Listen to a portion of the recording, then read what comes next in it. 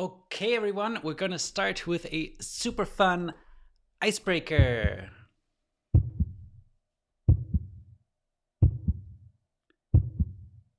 Yeah, the last time you introduced an icebreaker, maybe you were looking at your participants like, oh my god, I guess they want to get out of here. Some of them turned the cameras off, some of them actually clicked the leave button and end the meeting.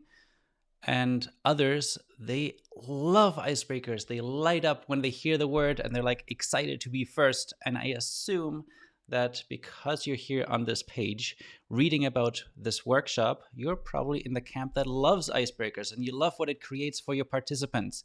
When it creates connections, it creates trust, it helps you get the important things done at the end of the workshop, and it's something fun to just loosen up. Like, we're sitting in front of the computer. I mean, virtual meetings are not that fun most of the time. So interspersing a little bit of joy and something interesting, unique into your virtual experiences, in your course-based courses, in your meetings, is making a huge difference.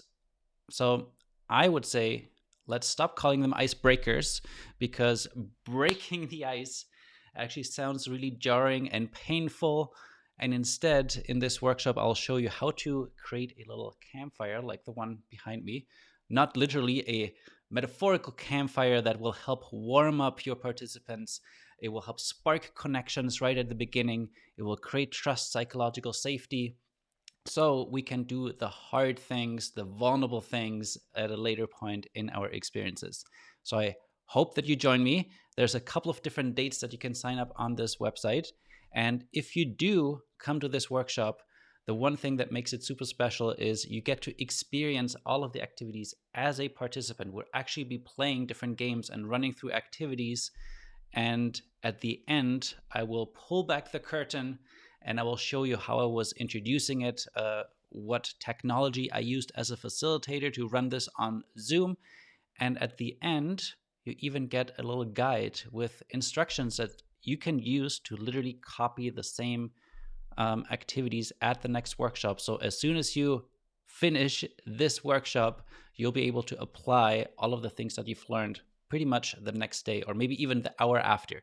So I hope to see you there. And yeah, let's change how icebreakers are seen by not just not call them icebreakers anymore. Whatever you want to call them, warm up activities, connection activities, um, just not icebreakers.